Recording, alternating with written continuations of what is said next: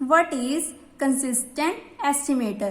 Previous video में हमने unbiased estimator किया था। अगर आपने वो वीडियो नहीं देखी है तो डिस्क्रिप्शन में प्लेलिस्ट का लिंक दे रखा है, आप वहां से अनबाइज्ड एस्टिमेटर की डेफिनेशन कर सकते हैं।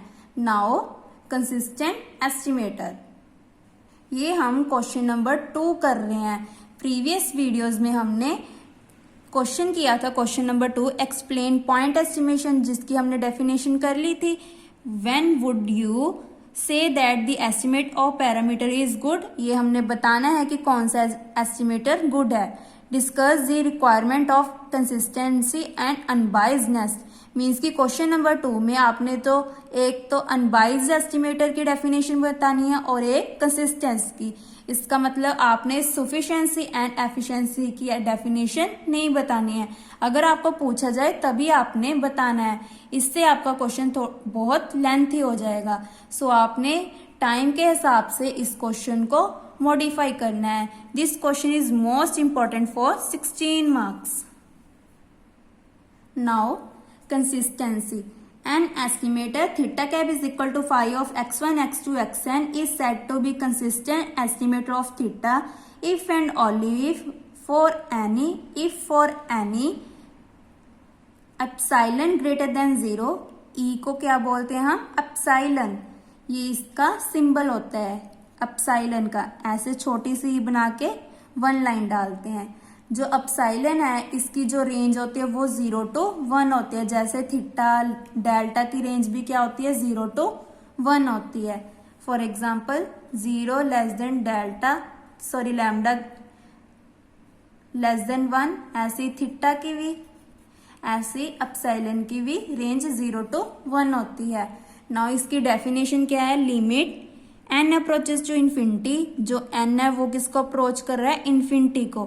यहाँ पे n का मतलब है नेचुरल नंबर। नेचुरल नंबर हमारे कहाँ से स्टार्ट होते हैं, 1 से, 1 2 3 up to so on. p mod of, mod मतलब जो नेगेटिव टर्म होती है वो क्या बन जाती है मोड के साथ, पॉजिटिव। इसकी डेफिनेशन क्या होती है, mod of minus z is equal to z, और mod of z is equal to always z। P of mod of theta cap minus theta less than epsilon is equal to 1, ये इसकी definition है। In other words theta cap is consistent estimator of theta if theta cap converts to theta, means की जो theta cap है किसको convert कर रहा है, थीटा को। ये हमने रियल एनालिसिस में किया था। फर्स्ट सेम में कैसे करते थे, थीटा कैप अप्रोच करता था थीटा को। यहाँ पे P का मतलब क्या है, प्रोबेबिलिटी। फॉर एग्जाम्पल जो हमारी 4 डेफिनेशंस हैं, अनबाइज्ड, कंसिस्टेंसी, एफिशिएंसी, सफिशिएंसी, इनकी जो डेफिनेशन है आपको 4 मार्क्स में आ सकती है। जब आपका क्वेश्चन 4 मार्क्स में होगा तो आपने डेफिनेशन के साथ एग्जाम्पल जरूर लिखनी है। अगर आप ओनली डेफिनेशन लिखेंगे तो आपको ओनली 1 या 2 नंबर मिलेंगे।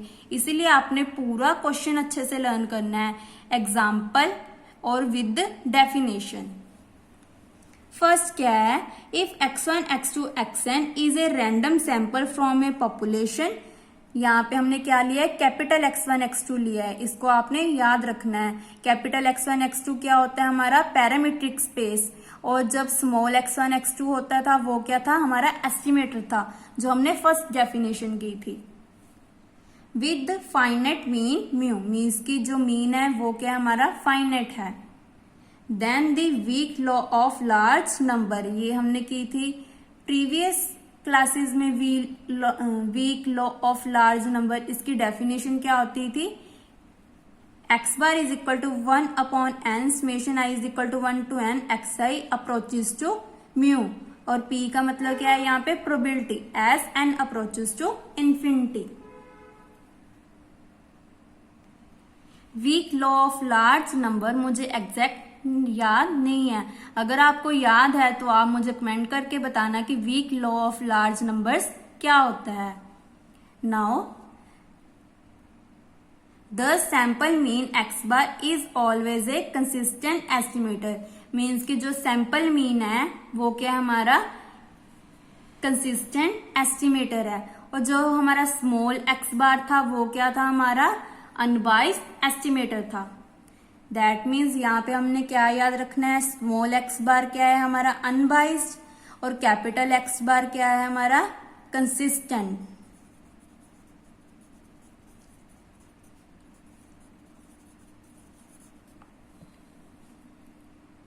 सेकंड क्या है हमारा बर्नौलीज लॉ क्या होता है हमारा, बर्नौली लॉ में क्या होता है, जो x1 x2 xn क्या होती है हमारी रैंडम सैंपल होती है बर्नौली पॉपुलेशन या लॉ में, तो इसको डिनोट किसके साथ करते हैं, b of n comma p। That means इसका जो मीन है वो किसके इक्वल होता है np के साथ और वेरिएंस किसके इक्वल होता है npq। यहाँ पे q का मतलब क्या है 1 माइनस p, क्योंकि p प्लस q किसके इक्वल होता था 1 के इक्वल होता था।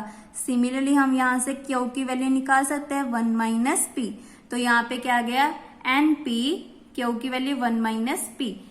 फॉर एग्जाम्पल मीन की वैल्यू क्या होती है, मीन किसके इक्वल होता है p के, और q सिग्मा स्क्वायर किसके इक्वल होता है p q के। बट हमारी जो सैंपल है वो क्या है n टाइम्स है, तो n टाइम्स के लिए क्या हो गया np q, ये np 1 माइनस p। ये हमारी डेफिनेशन होती है बर्नौली लॉ की या बर्नौली पॉपुलेशन की। Bernoulli law of large number shows x upon n is a consistent estimator of Bernoulli parameter p। The infinite numbers of consistent estimator can be found. For example, theta cap n is equal to, let theta cap n is equal to किसके equal लेकर चले हम n minus alpha upon n minus beta theta cap. ऊपर और नीचे हमने क्या common निकाल दिया, n कॉमन निकाल दिया, तो क्या बच गया 1 minus alpha by n 1 minus beta by n multiply theta cap. ये किसको अप्रोच करेगा थीटा को, क्योंकि 1 अपॉन इन्फिनिटी क्या होता है 0। सिमिलरली 1 माइनस 0 1, 1 माइनस 0 1, 1 अपॉन 1 क्या हो जाएगा 1 और multiply theta cap. Then theta cap approach किसको करता है हमेशा थीटा को। सो यहाँ पे क्या आ गया हमारा जो थीटा एन कैप है वो किसको अप्रोच कर गया थीटा को। Thus for different value of alpha and beta theta n cap will be consistent estimator of theta, तो हमेशा उसका आंसर क्या आएगा थीटा आएगा। सो यहाँ पे हमारी डेफिनेशन कंप्लीट होती है कंसिस्टेंट एस्टिमेटर। नेक्स्ट वीडियो में हम एफिशिएंसी करेंगे, एफिशिएंसी एस्टिमेटर। Thank you.